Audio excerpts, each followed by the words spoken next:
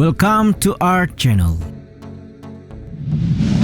Federasi Rusia saat ini merupakan negara terluas di muka bumi.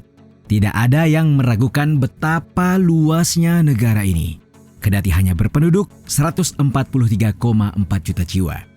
Dengan wilayah yang mencakup 1/8 luas daratan bumi, terletak tepat di Asia bagian utara hingga ke Eropa sebelah timur. Wilayah Rusia membentang di lebih 17,1 juta kilometer persegi. Bukan hanya semata karena sosok pemimpinnya kini yang membuat banyak orang terkagum-kagum. Rusia adalah salah satu entitas politik yang sulit dilepaskan dari periode penaklukan arus utama yang terjadi di masa lalu. Barangkali itu sedikit menjawab mengapa Rusia hari ini seluas itu. Namun, benarkah demikian? Bukankah negara-negara penakluk macam Kerajaan Spanyol, Portugal, Inggris, Belanda, hingga Prancis dahulunya juga melakukan hal yang sama? Tetapi mengapa wilayah mereka tidak seluas Rusia? Dalam konteks penaklukan, benar bahwa negara-negara tadi melakukan hal yang hampir sama. Namun, faktor yang menentukan mengapa wilayah Rusia sekarang ini begitu luas karena keberadaan Siberia.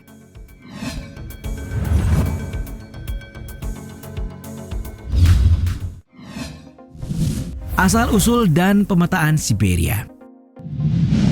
Sulit mengetahui asal-usul mengapa wilayah ini bernama Siberia. Beberapa sumber hanya mengatakan bahwa Siberia berasal dari kata Tatar Siberia yang berarti tanah tidur. Sementara dalam tulisan Russia's Conquest of Siberia, Viktor Kamenir menjelaskan dokumen sejarah Rusia yang berasal dari tahun 1095. Berbicara tentang orang tidak dikenal yang tinggal di luar pegunungan Ural di Siberia. Berbicara dalam bahasa yang tidak dapat dipahami, serta menukar bulu dengan pisau dan kapak besi dengan orang-orang Rusia. Bagi Kievan Rus, entitas bangsa-bangsa yang menyatukan suku Slavia Timur sejak 862 Masehi itu, Siberia adalah wilayah terdekat di timur yang hanya dihuni suku-suku nomaden. Peletak pondasi kekaisaran Rusia ini melihat potensi yang sangat menguntungkan bagi masa depan bangsa Rus.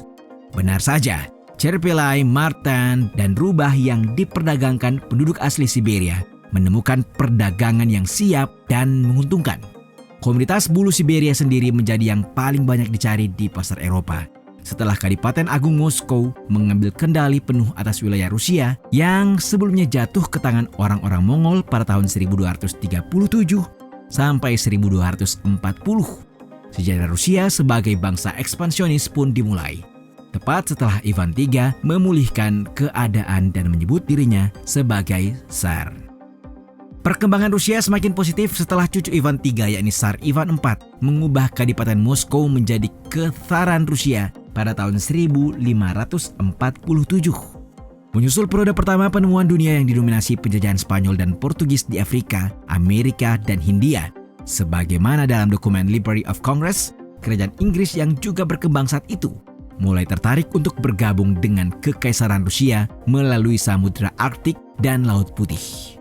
Dengan didirikannya Muscovy Company di London pada tahun 1552 dan kepercayaan akan jalur barat laut, dorongan baru diberikan kepada para pedagang dan pemerintah di seluruh Eropa Barat untuk menegaskan peta baru yang lebih akurat dari wilayah luas Rusia dan Siberia. Pada akhir abad ke-17 dan awal abad ke-18, para kartografer handal seperti Hermann Moll, Abraham Ortelius, dan Guillaume de Lisle berusaha memasukkan informasi terbaru tentang wilayah timur Moskow yang mereka sebut Tartary. Identifikasi itu juga sekaligus menentukan semacam perbatasan antara Asia dan Amerika Utara.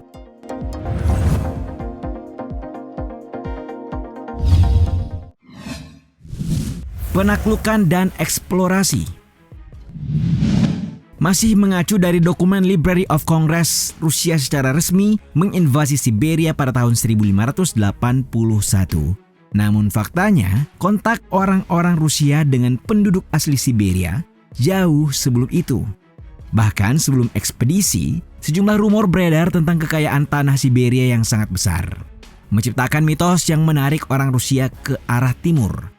Meski demikian, Laurentian Codex abad ke-14 yang merupakan catatan tertua sejarah Rusia Utara menyebutkan Gurat Drugovich dari Novgorod telah melakukan ekspedisi ke tanah Ugra pada abad ke-11.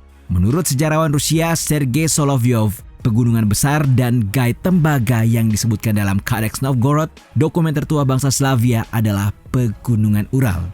Di periode berikutnya, Ushkuinik, prajurit bajak laut dari Novgorod yang melakukan perjalanan di sepanjang sungai dengan perahu beralas datar, sering menyerbu wilayah Siberia. Walau demikian, narasi historis yang paling banyak dikutip ialah invasi Rusia tahun 1581. Sebelumnya pada tahun 1483, para pejuang Moskow telah melakukan kampanye militer ke Ural. Pada tahun 1555, ke kanan Sibir, sebuah negara muslim yang beragama etnis dan terdiri dari suku-suku asli Siberia, menjadi pengikut Tsar Rusia. Namun pada tahun 1563, seorang pemimpin baru bernama Kuchum Khan memulihkan keadaan dan menegaskan kembali kemerdekaannya. Barulah ekspedisi besar-besaran dilakukan tahun 1581 di bawah pimpinan Kosak Yermak Timofeyevich untuk melawan Khan tersebut. Menariknya, seperti dikutip laman Russian Beyond, Yerman memulai ekspedisinya hanya dengan 540 pasukan. Ia mengumpulkan lebih banyak saat bergerak jauh ke Siberia, melawan suku lokal dan pasukan Khan di sepanjang jalan. Pada tahun 1585, anak buah Kuchum Khan memimpin penyerbuan ke kamp Yermak dan sukses membunuh sebagian besar pasukan Yermak. Hanya saja, hal itu tidak menghentikan kolonisasi Siberia. Puncaknya ketika dalam pertempuran Tanjung Chuvas tahun 1598, Kuchum Khan berhasil dikalahkan, mengakhiri Khanat Siberia.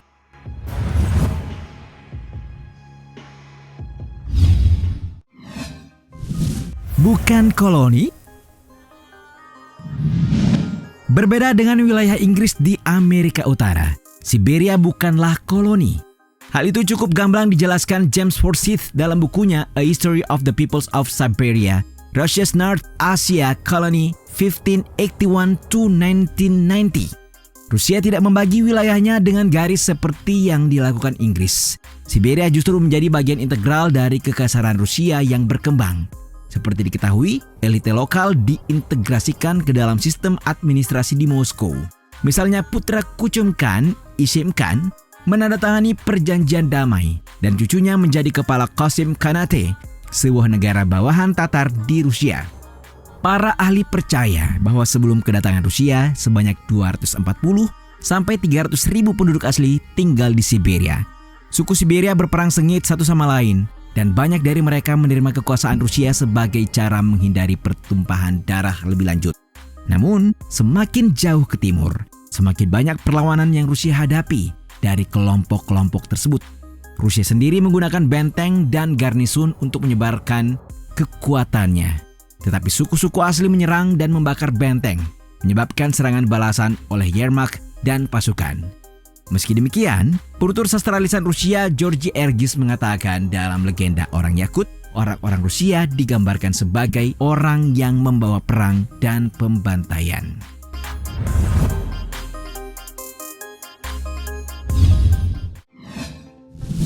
Siberia sekarang ini. Pada akhirnya Siberia adalah alasan tunggal mengapa dan bagaimana wilayah Rusia begitu luas. Bagaimana tidak, Siberia merupakan wilayah geografis yang sangat luas, mencapai sekitar 13,1 juta kilometer persegi yang meliputi seluruh Asia Utara.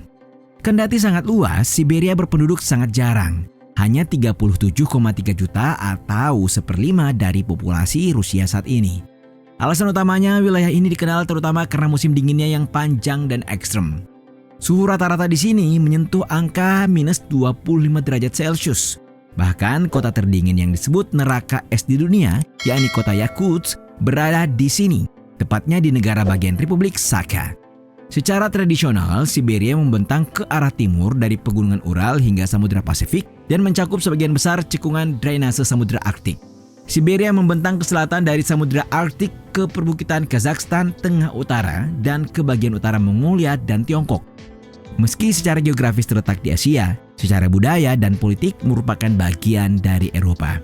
Pengaruh budaya Eropa khususnya Rusia mendominasi di seluruh wilayah karena emigrasi Rusia dari Eropa sejak abad ke-16 membentuk kelompok subetnis Siberia Rusia. Beberapa kota seperti Novosibirsk, Krasnoyarsk, dan Omsk adalah kota terbesarnya.